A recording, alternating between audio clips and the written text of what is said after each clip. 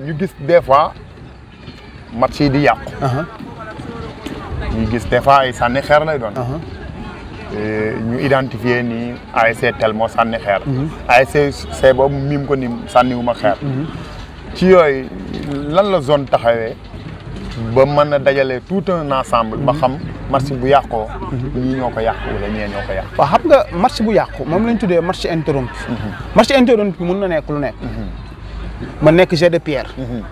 match interrompu mën na nekk loo xam ni maanaam cause naturelle la. taw parce que waaw parce que mën na taw. wala mu jékki-jékki ñu ne am na je sais pas accident bu am fële ñëpp riirandoo nangam match bu interrompu mën na nekk lu ne. maintenant si la cause est volontaire xam nga dafa am cause volontaire ak cause involontaire. si la cause est involontaire c'est un match à reprendre.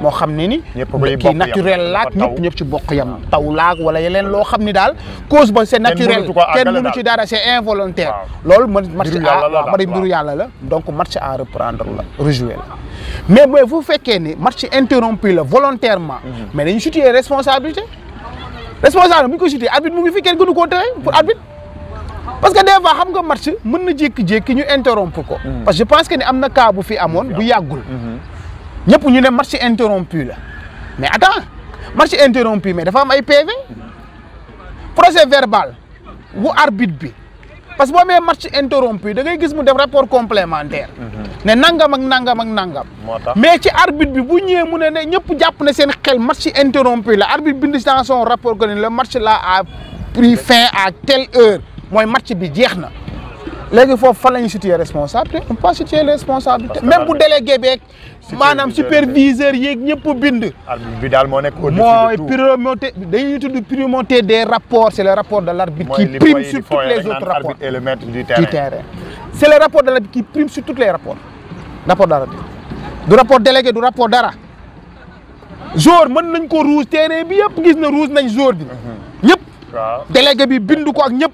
arbitre ci biir rapport am mu fàtte bind ne dañoo rouge jour bi deful rapport complémentaire jour boobu bu ko neexee bu bii di ñëw mu ñëwaat football c'est l'arbitre c'est le maître du terrain moo tax nu mu tudd match interrompu dafay am lu ñuy tuddee responsabilité cette responsabilité nag c'est du ressort par exemple de l'arbitre moo naan situer responsabilité fii la délégué bi aussi rapport am na ci solo les superviseurs seen rapport am na ci solo et tout ça mais arbitre bi tey bu bindee ne match bi dafa jeex wala match interrompu mu ne maanaam nangam léegi nag su fekkee dafa situer moom responsabilité moom arbitre mu ne joueur sàngam moo ma dóor ma arrêté match bi ñu identifier jour boobu dañ koy aj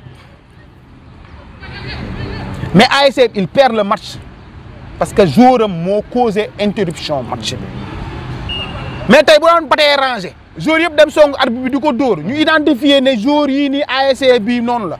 ASC mën na dem ba ñu suspendre ko 2 à 3 wala ay années de match. Tout dépend de la gravité donc de l'interruption. bu dee ay jet de pierre la mais joueur mën na ASC bi sànni ay xeer match bi tas. waaw mais zone mën naa génn moo parce que pouvoir discrétionnaire zone bi la quoi.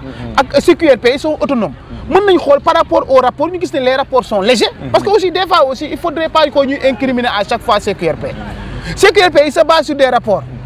arbitre bu rapport am léger. li nga wax kay dafa leer parce que boo nee zone bu ne. ASC bu ne dafay indi 3 éléments. au niveau de la zone pour mu nekkal ko fa ASC. ci élément 30 bu dee 10 ASC la supposons mu nekk 30 personnes. jokkoo am 3 personnes jamono màgg daan ku nekk 3 personnes. ñu créé ci un bureau. yaakaar naa foofu kenn du fa jël la xam te ne teguwul ci. non par parlo du ci am. par parlo mais nag dama ne rapport yi. le délégué par exemple. tey parce que lu tax ñaan délégué dafa war a courageux. mooy nga gis benn situation nga xam ne ni ASC bi na ñëpp xam ne yaa doon délégué tey. mais xam nga ni ASC bii moo tooñ wala ñii ñoo sànni xeet. mais tamit aussi nga mën leen identifier. parce que des fois aussi il faut pas dire que diw moo tooñ fekk na benn gaañ nga xàmmee rek. après nga ni nangam ak naam déedéet. il faudrait que mu nekk lu leer nañ.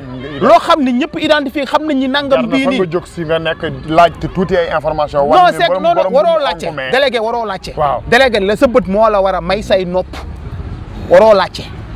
parce que boo liggéey bi yëpp ci yow la war a nekk. naa ñëw laaj la ma ne Mansour yooyu affaire bi nu mu demee fekk Mansour fee nga far Mansour nga ne ma nangam ak nangam bële bu ko bindee tooñ naa. comme supposons yow xam nga ni kii moo ko def. mais xamuloo turam.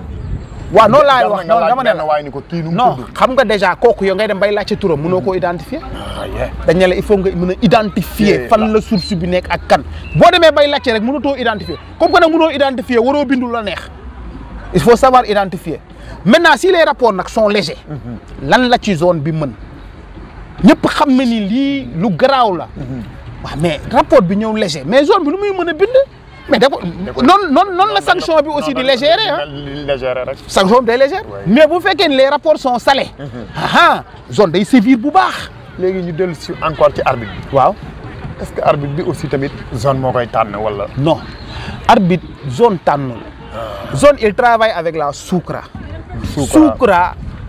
ak autonomie lañ am comme ni zone amee autonomie ñoom ñooy. léegi nag c'est des collaborateurs man de damay organiser comme bu ñoom ñoo fi nekk instance boo xam ni ñoom dañuy arbitrer ñoom lañ dénk arbitrage zone ma bindi leen zone mooy bind. ni ko damaa soxla ay arbitre pour sama match nangam ak nangam ak nangam ak nangam bu dee ñaari match mu ne ko am naa ñaari match diw ak diw ñooy daje première heure diw ak diw ñooy daje deuxième heure mais yow sa biir kii mën nga ni Soukra match bii match ñëw danger la de ndax diw ak diw ñooy daje te derby la bu boobaa moom du seet arbitre bu baax de parce que arbitre man dama bugguma ñuy dugg ci arbitre bi daa bon arbitre bi baaxul arbitre bu bon amul mais lépp loo gis ci àdduna am na expérience arbitre bu expérimenté ak arbitre bu inexpérimenté moom bu boobaa dina xool ci biir arbitre mi ñu expérimenté mu envoyé leen xam pour lan parce que arbitre expérimenté mooy lan koo xam ni des fois dina xam ne ni fii damaa war a sévir mais su ma séviree match bi yàqu mu am nu mu ko retourné loolu mooy expérience dafa fexe ba match bi jaar yoon parce que match tension la donc du ma commencé joxe ay carton jaune wala ay carton rouge mooy match bi dafa nekk c'est voué à l'échec parce que arbitre bi des fois ci inexpérimentation mën naa yàq match bu yàqu des fois du jógee rek ci kii de arbitre ci boppam mën naa yàq match par manque d'expérience. su ko yàqee tey. kenn mënu ci dara match bu jeex la rek ngeen xam ko mu yàqaat. est-ce que loolu la zone war a def. léegi nag mooy sànq léegi doon wax. waaw réclusion kii zone mën na ko def. mu ne man de bind Soukra ne ko man arbitre bii dama kaa récuser parce que lu tax à chaque fois bu ñëwee di arbitrer day indi ay tension sama biir terrain match ba day yàq du continuer parce que peut-être manque d'expérience wala nangam ak nangam waaw mais Soukra collaborateur la.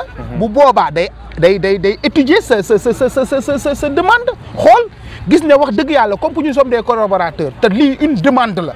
mu accéder à ta demande yamul rek ci zone même l'ASC peut écrire ASC mën naa bind Soukra ne ko arbitre sangam à chaque fois bu ma arbitré yàq sama match parce que dan dafa am problème ak samay joueurs wala dafa am problème nangam wala nangam ak nangam wala arbitre bi sax sama koñ la dëkk wala arbitre nangam parce que il y a beaucoup de raisons yoo xam tey mën ki mais il n'est pas dit que à chaque fois boo récuser arbitre dañ lay nangu mën ngaa récuser arbitre Soukra ñoom ba léegi ñëw taxaw fi mu taxaw mu ne la d'accord yow bu la neexee nga récuser mais ki sama arbitre la mu indi ko en général il faut faire très attention parce que métier moo gis daa am solidarité ci ña ko bokk man tey en tant que enseignant tey bu parent d'élève ñëwee dugg sama école jël benn enseignant yow nangam mais da la leer ni parent d'élève boobu tamit képp koo xam ne ni yor nga doomam tamit même chose ngay dem ak moom par solidarité arbitre aussi noonu la ñu mel seen biir te loolu c'est une solidarité de métier kenn mënu koo bañ tey boo bañee arbitre bii nii arbitre beneen boo gis parce que da nga kaa bañ parce que nangam ak nangam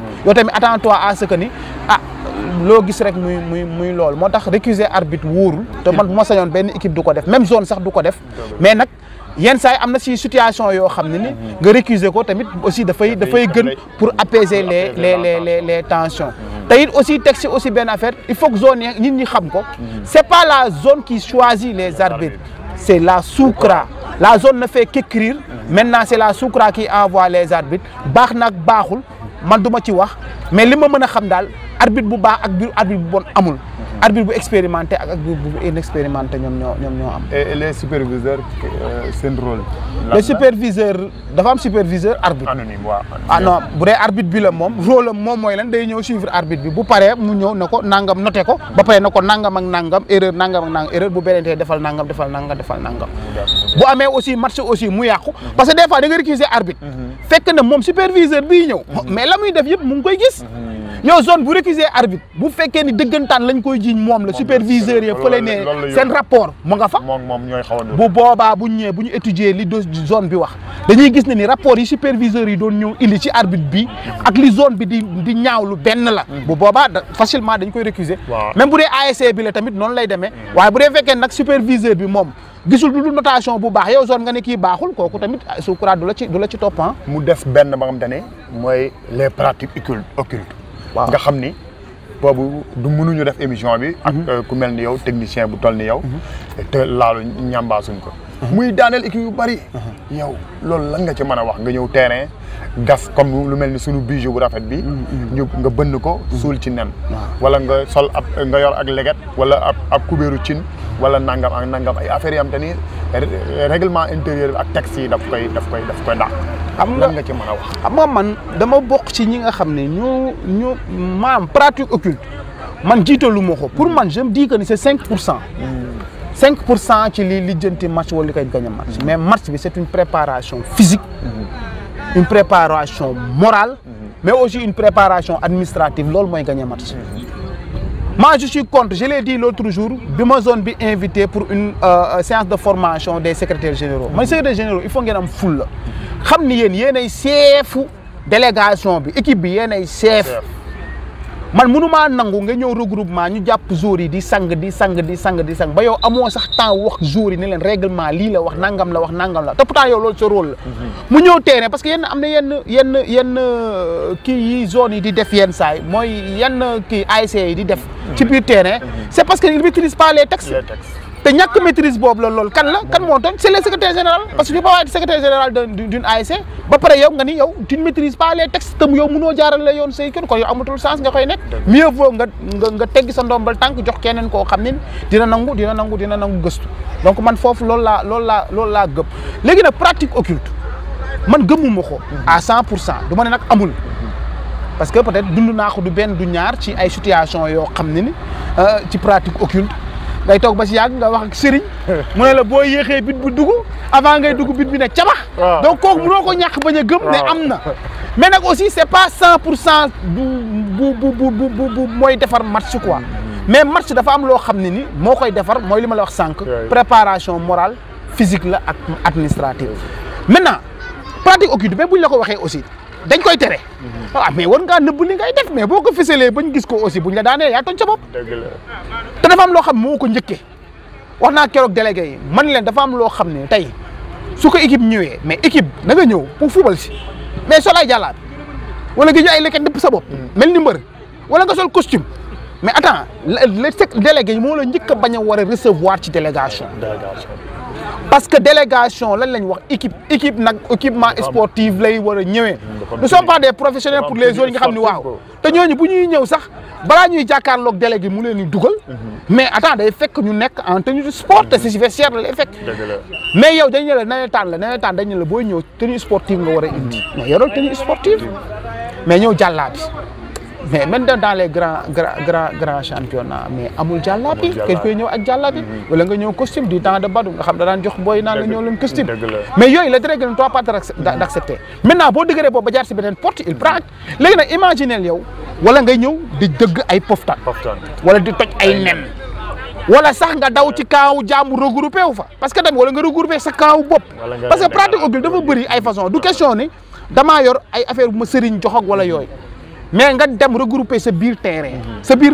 camp sax moo xam ñetti wala ñeenti jours la juróomi jours wala ngeen taxaw ci poto corner ñeenti poto corner yëpp ku ci nekk ñetti jours taxaw fa ngeen daw duggandoo mais yooyu yëpp c'est des faits et gestes yoo fait de gestes pratique occulte la supporters yi taxaw naan dañ ñoo fekk na ni ñoo te pourtant nag xool ñetti koñ yi ñuy duggee c'est pour rafetal ñoo koy def mais xamuñu ni c'est des faits et gestes yoo xam pour pratique occulte la mais loolu secrétaire général bi moo tooñ parce que dama am yoo xam ne bu dalee équipe rek secrétaire général dañu war a jàpp tàllal nu yan sanction yu lourde moo ci mën a non pratique occulte en général tu perds le match très simplement amul leneen tu perds le match waaw mais donc pour ñu tëj comme parce que am na beneen boo xam ne ni tey jii ni mooy li ñu doon wax sànq ci yàq match interrompre match mais interruption match tey mun nga ko def ñu perte loola match bi doon lay amende financière mais imagine en cas de récidive mais tu peux être sanctionné suspension ay 1 an ba 2 ans ba 5 ans ça dépend tout dépend de la gravité bi nga xam ngay def moo tax li ñuy tudd naan récidivisme baaxul. defaat di ko def parce que da ngaa def ñu baal la ne la nangam ak nangam mais boo ko defaatee mais sanction bi day gën a fort que bi nga njëkkoon a def parce que maa tey lay doon. te lii ñu wax fii yëpp. sanction yooyu dafa mel ni buy këpp tamit ci bopp secrétaire bi ak président ASC. waaw surtout ay fraude yi nii moom buy këpp ci bopp secrétaire bi lay këpp parce que moo defar licence bi président bi yoon nekku si peut-être président leen lañ lay wax tey bu amee ay saccage ba dem ci yàq yi fi jàmbur tey bu dem affaire bi dem police mais président yow la ñuy woo parce que la personne morale donc mais bu yàggul ay président yu bëri fanaan lañ loon nañ leen fi ba xëy suba ci lan même président zone je pense que ni mës nañ fi wuy si parce que là c'est lui la personne morale parce que yow yaa organisé donc war ngaa mën a mettre tous les comment dirais-je mesures de sécurité ba yàq du am donc mais bu ci amee tamit yow la ñuy woo ne la kaay expliqué wu de. waaw xam naa nag toog ak yow. di waxtaan du jeex. parce que maîtrise bi mu ngi fi.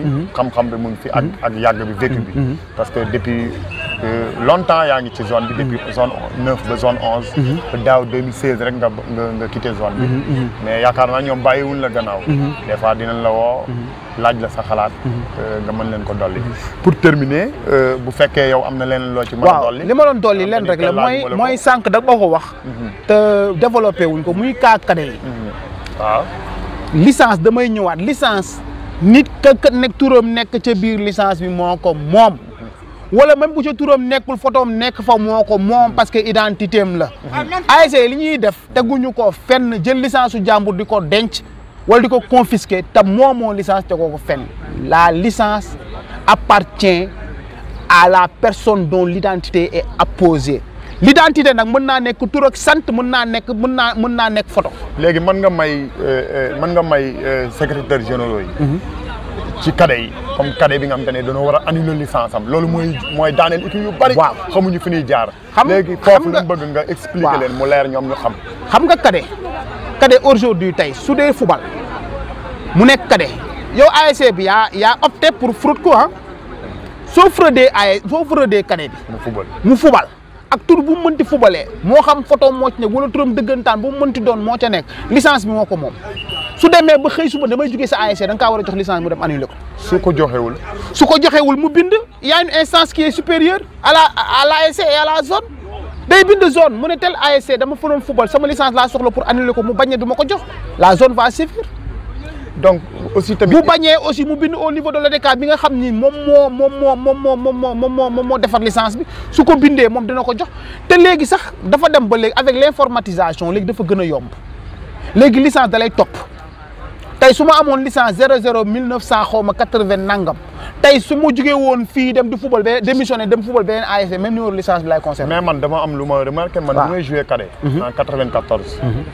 nous les cadets ñun ñoo dem signé ji suñu licence. waaw léegi les cadets dañuy am licence mais duñ gis licence ba jouru match. secrétaire moo koy defar moo koy signé moo lay wax booy tur bi ngay footballé est-ce que secrétaire généraux yooyu. nekkuñu ci danger. si. parce que xam nga problème dafa am muy que ni gis nga lépp lu ji laal identité nit. nga ciy def yenn fraude yi xamuñu sax parce que nawetaan nii moo tax ñuy bàyyi. mais des poursuites pénales sax mën na ci am. parce que man mi jël sama doom tey muy jàng. à mon insu man parent nga jël ko dem utal ko benn këyit boo xam ne ni man xaw ma këyit bi foo ko jëlee. nga ñëw defal ko ci licence. xale bi ma jékki-jékki dégg sama doom ma tuddee woon ko Samba Ndiaye ma dégg ñu koy waane Modou Paté. ak beneen date de naissance ak leneen su ma la si poursuivre dañ lay tëj yow mi secrétaire général bi moo tax c'est très dangereux c'est à éviter.